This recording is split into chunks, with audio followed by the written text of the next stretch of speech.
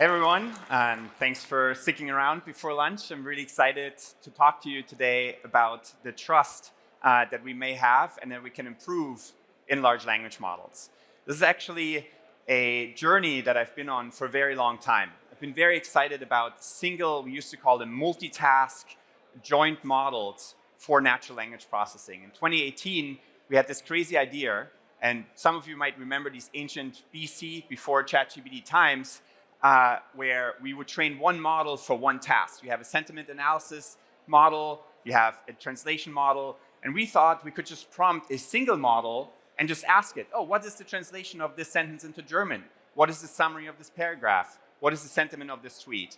And that was our paper in 2018. And since then, I thought, well, clearly, if we can have a single model like that, we should be able to do better in a lot of NLP applications, including search.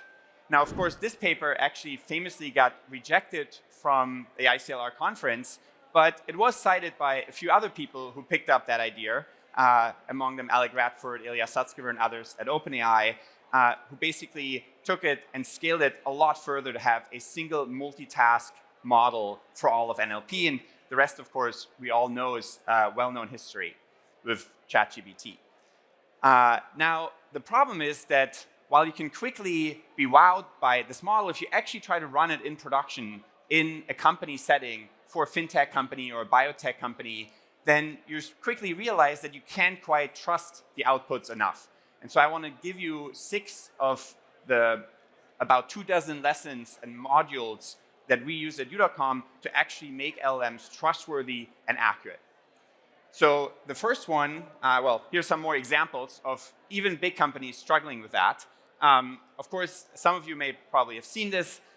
Even Google recommends people add some glue to their pizza or eat at least one small rock a day, which, again, I would not encourage anyone to do.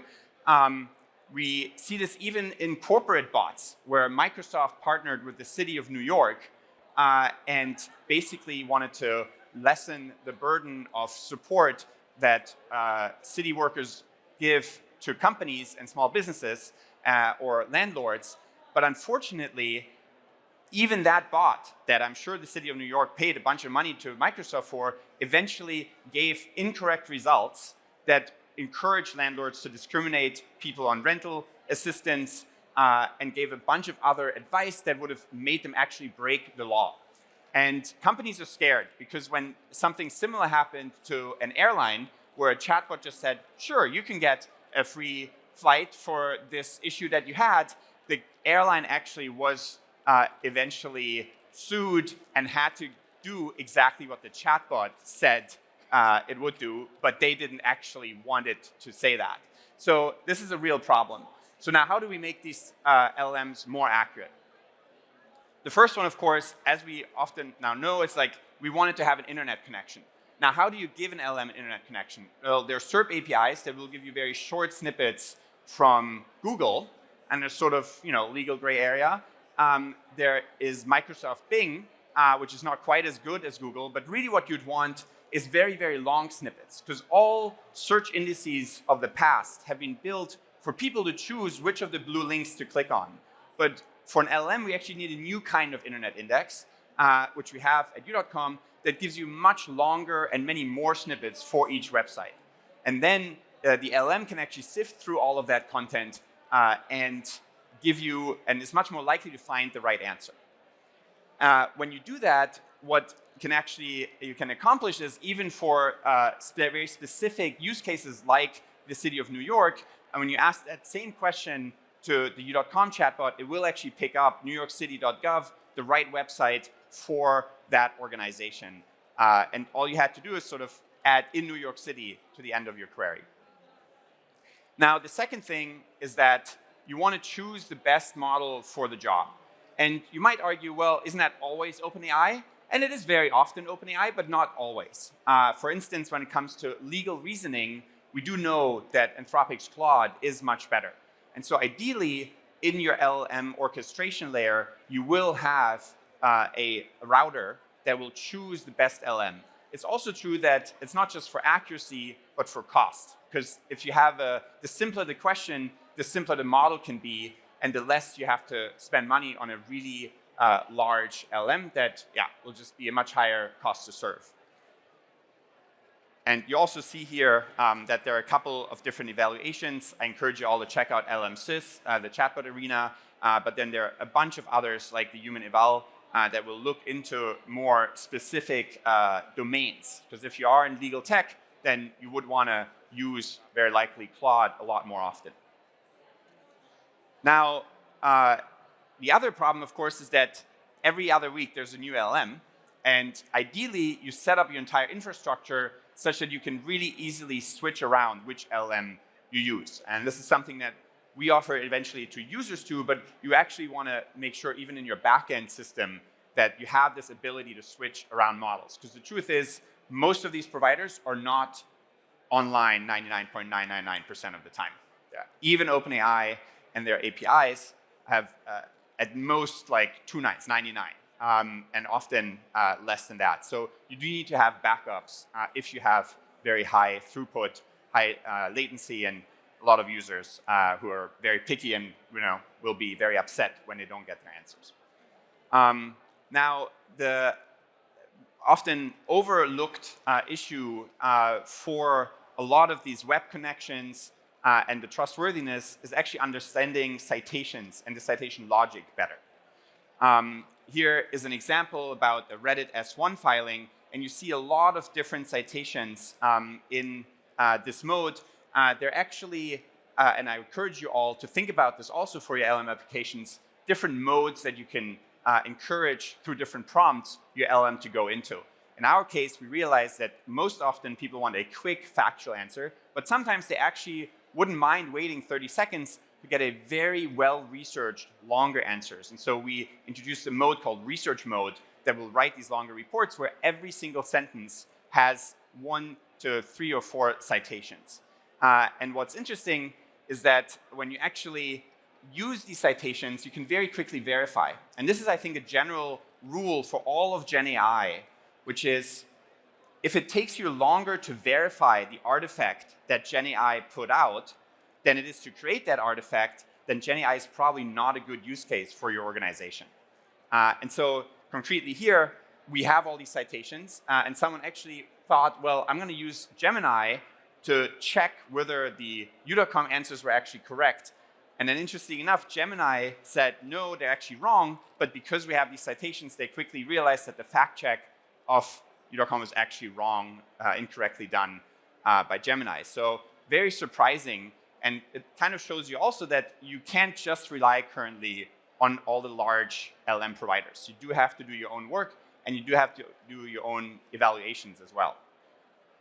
One thing that's really interesting, and I haven't seen anywhere else yet, is that if you implement these citations correctly, you're actually able to mark exactly where your LLM found each fact.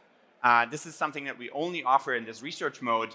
But when you click on any citations and you're in Chrome or Safari browser, it will actually scroll down and mark exactly where it found that fact. And that reduces the sort of trust but verify time massively. And I think will hopefully be implemented by many more of you here in all your other LLM applications. Now, I love natural language processing. I've worked in neural networks and NLP for over a decade.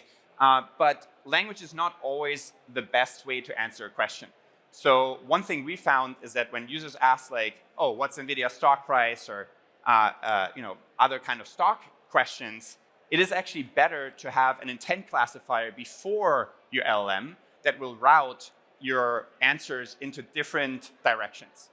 In our case, if you ask for stock price, we just show you a stock ticker, because you don't really want to have a bunch of paragraphs and every number might potentially be hallucinated and you have to double check each number. And this is just the best way to visualize that kind of question. And so I encourage you all, as much as we all love LLMs, to sometimes think about, does it make sense for the LLM to even answer that question, or should you route it to a different type of visual output?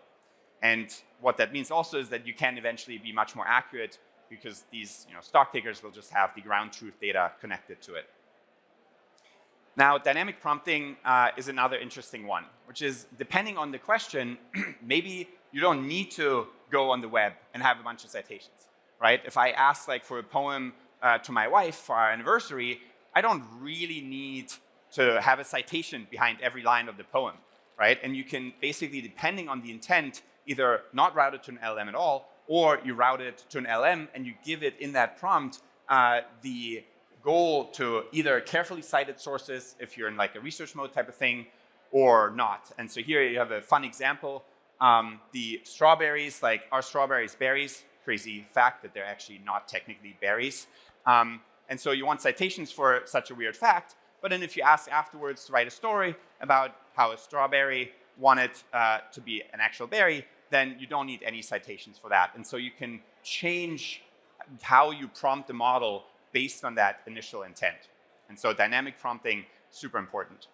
And then the last one, which I'm actually the most excited about, because there are a lot of naysayers that said, oh, LLMs can't do slow reasoning. They can't, in Daniel Kahneman's definition of thinking fast and slow, they can't do the slow thinking. Logical, mathematical, statistical types of reasoning, they will never be able to do that. And it's true that LLMs make really silly mistakes when you ask them to actually mathematically reason, but you can very easily identify, not super easily, but you can build an AI model that identifies that a certain question will actually require you to program. And then you can, if you have a good security engineer, allow the AI-generated code to actually execute on that intent. And so just to make sure we don't over-trigger this, we created another mode we call Genius mode, where it actually does that. And when you ask it highly complex mathematical questions, here's like a Ferris wheel, and you have to go up and down the Ferris wheel. You start at the bottom. You can do the math and realize that this is the right answer. But the only way an LLM can correctly answer this question, let alone generate this plot, is by letting it code. In our case, we're letting it code in Python, and despite a lot of concerns from our security team, we do eventually allow any random person on the internet to tell an AI to program, and then we actually run that code on our machines, and then it can do this kind of mathematical reasoning. And I think that is, it's a cool feature, but is literally, I think, a step towards making these models much more general and getting to that elusive AGI goal. It is allowing them to program. And it is something that is not too crazy, especially if you're in a corporate context. You have to worry a little bit less about people just saying, well, mine me some Bitcoins, or go up the folder and try to hack this computer, and all of those things, because you're in a company context. But allowing these models, and again, is partially connected to this intent classification at the beginning, understanding whether the intent requires you to program is super powerful. And surprisingly, when you compare that, even ChatGPT won't always know when to program, and it will give you very incorrect answers, and definitely fail you if that was an exam for a student. Now, once you have done all this work, I do encourage you, similar to Lucas, to really start thinking about evaluations. Because ultimately, that is how you can verify, and as you compare different things, really know if you're making progress or not in your application. And so there are two different ways of thinking about these evaluations for us. One is just the end user preference. How often does a user actually prefer that answer over another model, in your case, or a competitor, or anything else? Here, we actually paid a company called Invisible to run this independent third-party study where we just really wanted to know, where can we improve? And somewhat surprisingly, if you allow users to select whether they want Genius mode where it programs, or research mode where it gets really long, very carefully researched essays out, then you can already beat GPT-4 with a fairly small team in comparison.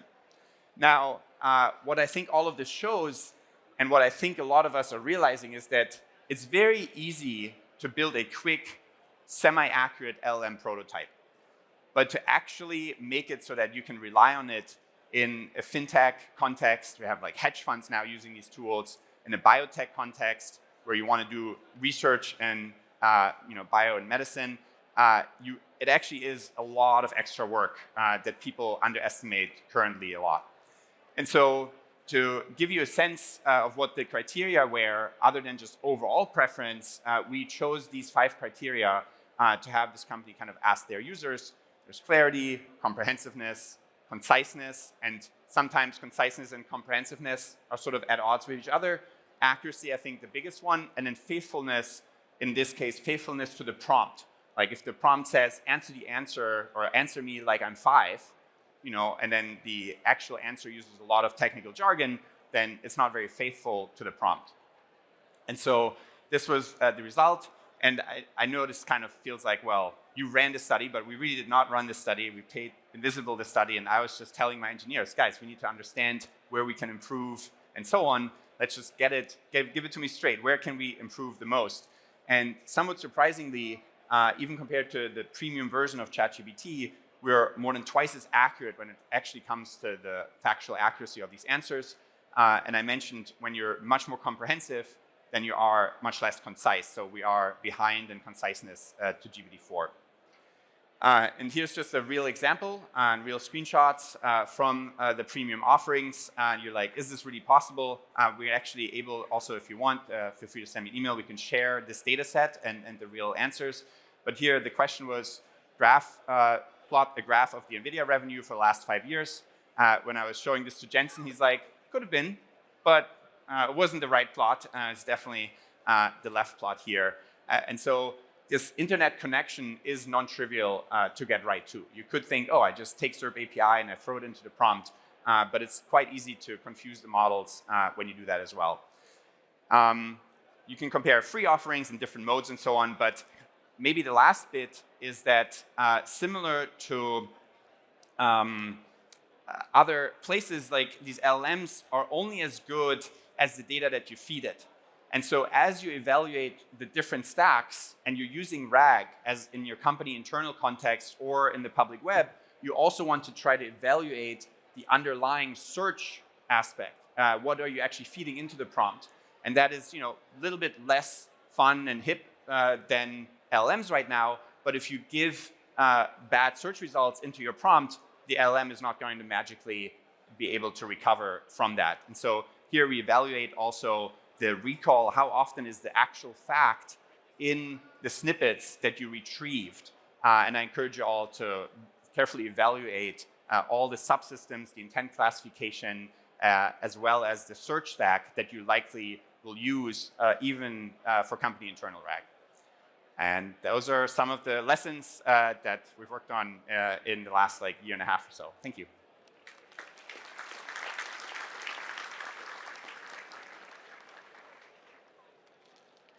How you doing? I'm Victor with EarthGrid, and we're wondering, the question I have for you is, do you guys have APIs so that we can plug your platform directly into ours? Well, thank you for asking that question. Yes, we do. I did not pay him, I promise. Yes, api.u.com. You can have currently the smart mode, like the default free mode as an API with citations, the research mode now also, and then the search stack, the underlying search stack, so you can plug it into your own LLMs. Those are all available right now. Thanks for your presentation. My question is, did you compare some of these evals of your results with Perplexity? And how did they stack up? We did, yeah. And obviously, you would argue that I'm biased, so unfortunately I can't. Can we put the slides back on? Maybe. But yes, we did compare. And I was actually hoping that the evaluation would come back saying, oh, you're worse on these 5 examples or these 5 categories, and that's why we have to improve. But somewhat surprisingly, you can see it right here. If you actually did a blind comparison that is unbiased and you ask people which answers do you prefer, then we're way preferred over Perplexity Pro and the free version, surprisingly so. And then when you actually double-click into the details on the free mode, then we're not quite as good when it comes to... actually, on the free mode, we're better on everything. On the other mode, on clarity, we're slightly behind. I guess, yeah, here you can see compared to ChatGPT, the free version, we're slightly behind in conciseness and faithfulness, but we are still higher on accuracy too. And somewhat surprisingly, the free mode, we're also much higher than Perplexity on basically everything. Yeah. In the pro modes, the paid versions, where we have like $20 subscription, we're less high on clarity, but also higher in accuracy and all the other ones. Would you say that the reason that you're able to achieve this is that you have higher quality training data, or what is what's the secret? Yeah, it's a good question. So we do not spend as much time fine-tuning models. I actually think fine-tuning was kind of a hype moment last year, where everyone thought, oh, I'll just fine-tune and then it'll magically figure out all my company context and so on. And I'm actually worried that a lot of folks will fine-tune a model and then a better foundational model comes out like 3 months later, and now they kind of have to fine-tune on top of that again. And they do that 2 or 3 times, and then they're like, that's just a waste of time. And oftentimes, the better foundational model will end up being probably better than your fine-tuned version of a less good foundational model. So I think there are very few examples where you have very highly structured outputs and you have very specific formats and things like that, where it makes sense to fine-tune on your company context. I think most of the other time, RAG makes more sense for getting your LM to be really good for your company internal data, and that's why we're starting to offer those kinds of things now too, instead of fine-tuning. But the data does come in when it comes to all the other modules around the LLM. So that's what we call, like I think Andre Carpathy called it, the LLM operating system. You can call it an orchestration layer. But for instance, having that intent classifier to know, oh, is this a stock question? Let me just show you a stock ticker, or weather, and show you weather ticker and or weather app and things like that. Those all need training data too. And then you need to actually just carefully evaluate and have more structure in the engineering. It's a little bit like bringing back to, or coming back to the old days of AI, where we didn't have just LMs that work out of the box, but you had a training set, a development set, and a final test set that you hold out, and all these submodules around it, like a retrieval accuracy, which also have a lot of like embeddings and so on, and you can evaluate how often is the right fact in my set. So here, for instance, what we did as a sense of for how often, how much more do we have the right facts in there, is you can look at these question answering data sets. Squad is the Stanford question answering data set. MS Marco is from Microsoft.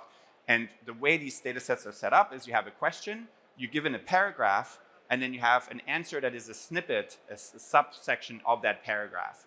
And when you try to evaluate your recall and your search stack, what you can do is, and train on all of those kinds of data sets, and also on actual user data when it's free and not in an enterprise context, the free users. What you can do is you take away the paragraph and you expect your retrieval system to bring you all the right paragraphs, and then you still have the right answer snippet in these evaluation sets, and then you can train on that. So yes, there is a lot of training data, but not necessarily for the LLMs. Hi there, thank you for your talk.